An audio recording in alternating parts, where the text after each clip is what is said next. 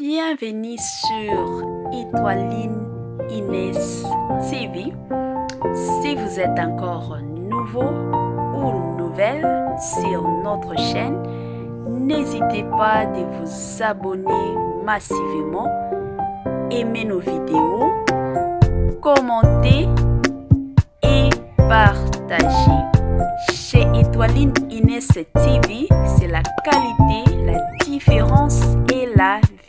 Triste nouvelle, triste réalité pour na Davina Apwa Yaba Davina. Moi si moko kitoko comédienne na biso ya Tongo makasi. Salut cher Bouchou, salut cher abonnés, salut cher connaissances, salut surtout les amis de Étoiline Inès TV. J'espère que vous allez bien. Quant à moi, je suis bel et bien, super bien, par la grâce de Dieu. Cher Bouchou, cher abonnés et chers connaissances, yalelo vraiment na memeli bino Davina Apwa Yaba Davina, moi si Nzambe, une française surtout perdue en heure de C. Ebele abatu babengaka Davina kaka bongo. Bandeko makambweza ya moi pasi bino moko deja bo mona miniature na biso. Bo mona deja makambo oyo basi bakoma kuna makambo moko et osala pasi na motema bandeko et osala vraiment pasi makasi komona lelo ba star na biso ba comédienne na biso batu oyo ba se sacrifiaka mingi pona ko sepelisa biso mais botala ba retombe oyo bazozwaka bandeko et osala pasi mingi na motema. Avant tokota na moi analyse na biso ya lelo sur makambo yo, en tout cas na lingi nanu na sensibiliser batu kandenge zalaka. Si c'est la toute première fois ya kokota na chaîne na biso, chaîne moko ya kitoko, chaîne ya bana nzambe, chaîne moko ya toli pas possible, chaîne moko ya ba analyse ya kitoko, chaîne moko epesaka surtout ba information na système moko ya bien makasi. Je vous prierai surtout de vous abonner massivement. Abonnez-vous. Cliquez aussi sur la cloche de notification pour surtout recevoir les nouveautés de notre chaîne. Aimez la vidéo, commentez et partagez et kosala biso oyo penza tolobaka na biso chaque jour tokos makasi. Moi bambote na biso na bandeko nyonso o penza bazwaka ta na bango pona kolanda ba émission na biso topesi bino bambote de partout oyo botalaka biso. Bambote nanga surtout na ye moko Linda Bukulu depuis quelque part moi si Nzambe moi si mokungo alonga beauté pas possible ye na beauté ndeli kambo coup de chapeau à toi Linda Bukulu musala nde musala Nzambe ya pambola yo mingi makasi. Bambote nanga na ye moko pasi kalonji depuis Lubumbashi moi si moko kitoko makasi moi si ya maele muswahili moko ya tongo makasi. Bambote kandenge ezalaka na ye moko Madame Kiyong depuis Turquie kuna anglais nde likambo donc na système moko ya tokos makasi. Bandeko nanga bozwa nanu bakiti bozwa bakiti bandeko makambo eza ya koinda balobi kote oyo chaleur nde chaleur côté oyo chaleur nde chaleur bandeko tozwa bakiti ezala famille libota ezala bakuka ezala balova chou ezala apwa chou ezala soki pesha love bino nyonso badina na chou bino nyonso bozwa bakiti nanu bovanda bandeko makambo oyo eza somo bozwa bakiti bandeko bovanda tobeta masolo tobeta vraiment ngoma ya kwetu na système moko ya bien makasi botia mwa mai pembeni bamela kaka botia mwa jus na bino mwa sucré na bino na système kaka ya bien mwa eloko ya kolia ezanga te bamosusu balobi bango bakolia kaka kana sucre yo moko kaka soki osepelaka nango lia yango kote mosusu pe ozolandaka biso na système ya tokos makasi. Bandeko makambo bozomona ba écrit kuna. Davina apwa bafingi ye pas possible. Balobi Davina apwa azalaka na propriété te, Davina apwa alataka bien te. Bandeko bino kuna bino boyebi Davina apwa selon bino. Makambo ba oloba pona Davina apwa eza ya solo to eza ya lokuta. Bandeko nanga. En tout cas, tous à la partie prêtée. Total te que non parce que Davina apwa a joué à place boye a joué à côté oyote. Mais tous à la cas clair. Tous à la vraiment droit na ba réponse na biso.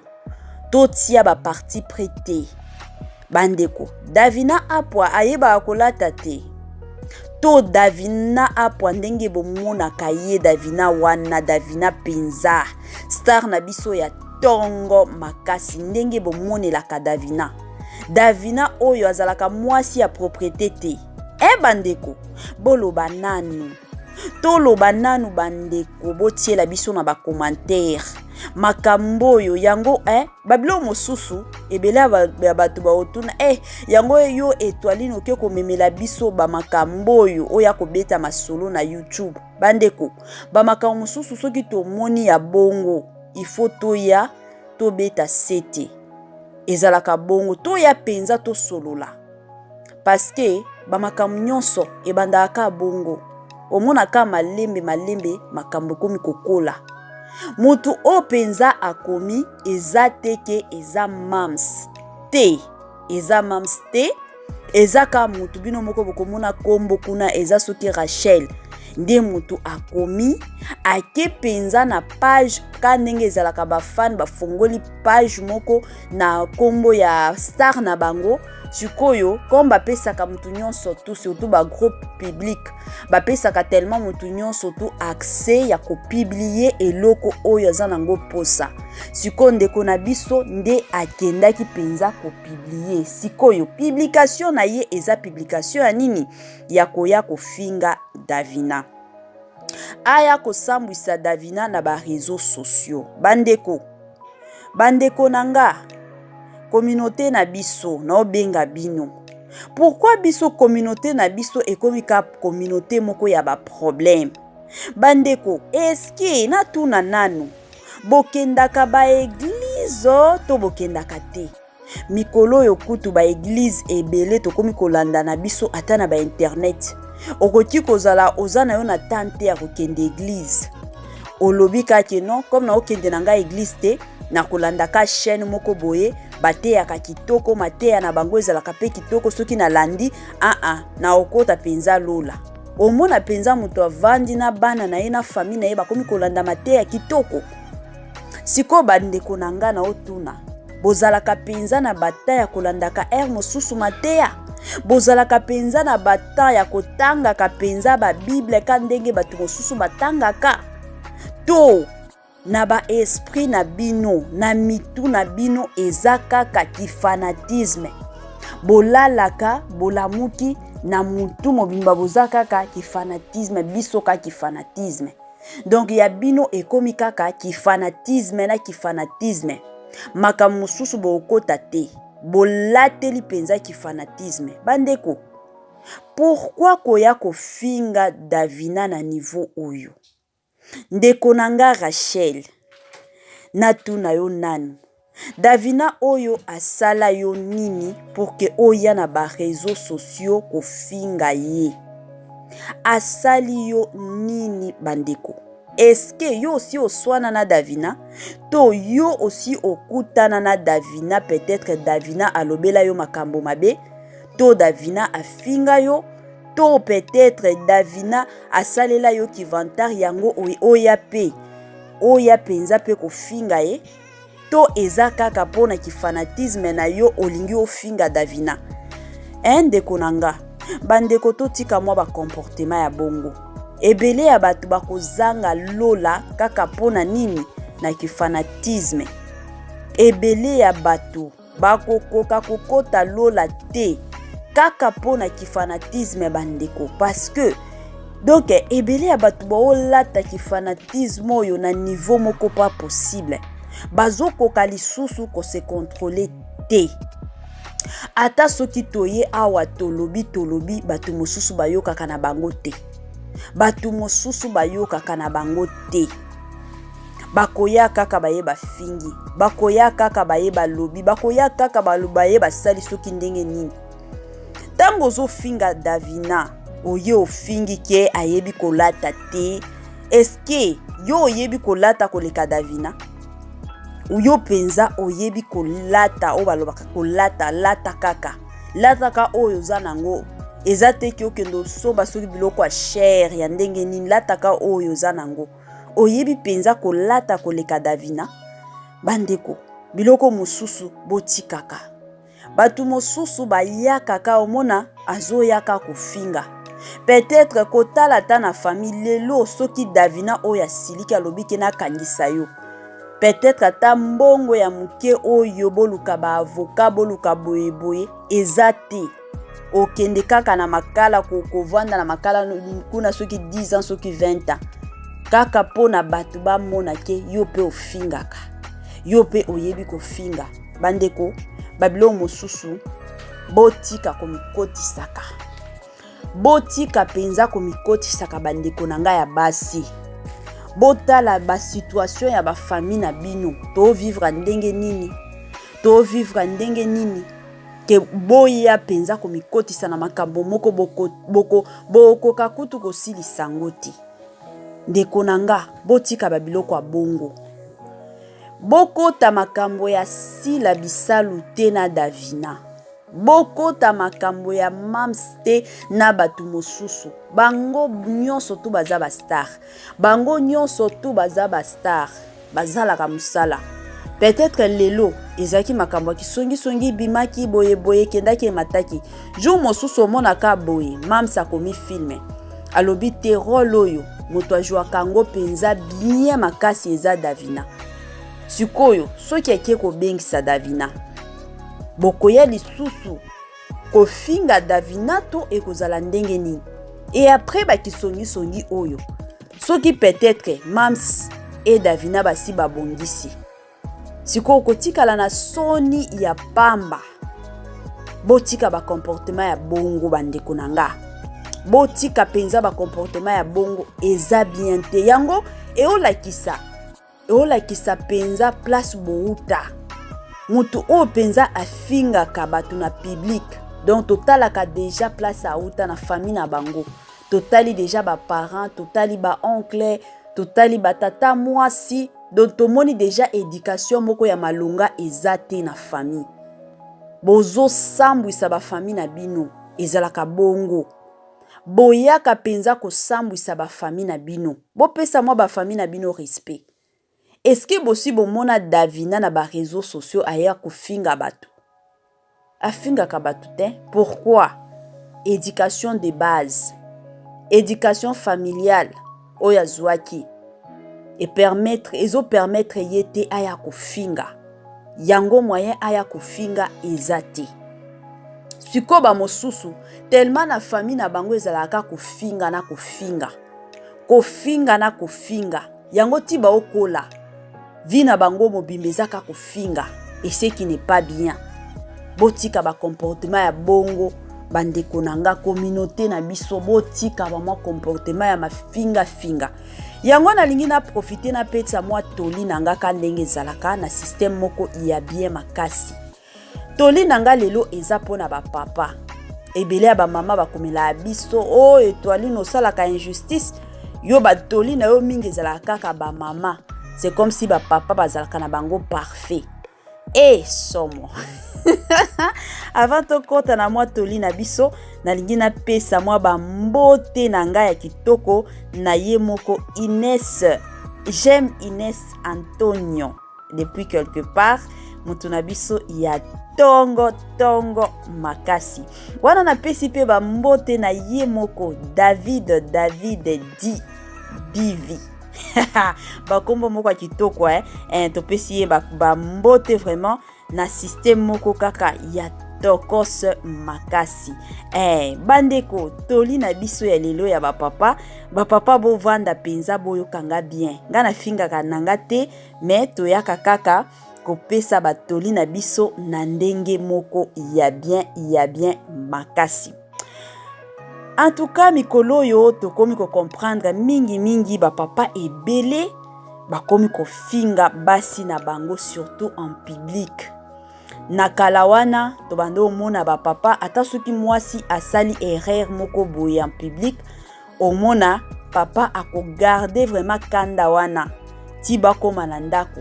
Toyebi ki eza na bapapa mosusu babetaka basi sikoyo bakanda wana bapapa bando garder yango. Sikoyo ya mikolo yo c'est comme si bapapa mosusu bazokoka na bango ko se maîtriser lisusu te.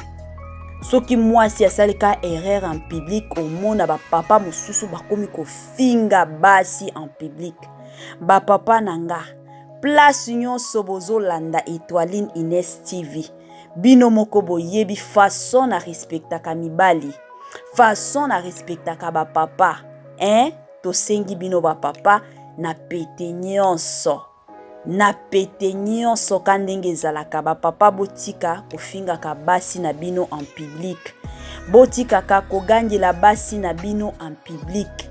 Esalaka respect te. Ekitisaka valeur a mwasi. Yango bomonaka basi mosusu peut-être tango bozaki na ba fiançailles, mwasi na yo azalaki na ye na soumission ya makasi. Boye ko balana na ebandeli ya bolingo na bino, mwasi azalaki na mwa soumission na ye ya makasi. Et puis bokomi kokoma kana tamoko boye soumission ezalaka lisusu te. Papa omituna pourquoi lelo mwasi nanga azalaka lisusu na soumission te? Basi mosusu eza ba comportement ya bino mibali nde changeaka basi. Parce que soumission eyaka place oyo mwasi penza a se sentiraka aimé, place oyo mwasi vraiment a se sentiraka respecté. Soki ozo respecter mwasi na yo, omona pe soumission yango moko erobando ya, parce que de nature façon Nzambe a créé mwasi apesa ye déjà soumission. Soumission plutôt ezate keza eloko moko il faut bater ya mwasi azala soumise te, ezalaka déjà na kati ya mwasi. Soumission wana ese manifestaka mingi soki ozolakisa mwasi na yo bolingo, ozolakisa mwasi na yo pe respect. Omona pe mwasi arobanda ko se soumettre na nyonso oyo ozosala. Mais soki ozofinga mwasi na yo en public papa, yebake ekozala moins difficile pour que mwasi na yo azala na soumission. Mwasi na yo ata soki apesi yo bakanda ya ndenge nini, papa yebaka ndenge nini ya ko se contrôlaka. Et puis pona ba papa o babetaka basi, ba papa to benga bino. En tout cas, botika makambo ko betaka basi. Basi na bino baza bana na bino te. Baza bana na bino te bandiko. Baza ba associé na bino, baza ba partenaire na bino, baza ba complice na bino. Okoki ko beta mwasi na yo te. Mwasi babetaka ye te. Babetaka bana pona ko corriger bango. Mais mwasi okobeta ye te. Mwasi bate ya kaye. Et pour kote ya ye ndenge nini? Ba papa. Lelo to bandi penza. Somo. Lelo eza ya ba papa. Mwasi bate ya kaye na voix moko eza na douceur, voix moko douce. Oteye penza kitoko. Oteye penza kitoko na système moko ya bien. Douceur moko. Pa ki ozote ya mwasi na kosilika na matata moko boye. Eko simba nango te. E simba kape te. Beauté ya kabasi na bino avec douceur. Mama omoni place olobaki na lingaki te. Jour mosusu bongisa. Omona pe ke mwasi na yo akobando yoka. Mais soki ozo yaka na koganga ganga kofinga kobeta, mwasi na yo akoyoka yo te. Yango omona lelo basi ebele bazosala kindumba na bandako libala. Parce que bino mibali ebele ya mibali lelo bakomi neti basoda na ndako libala. Basi bakomi kobanga. Procureur asi akomi. Procureur aza déjà na ndako.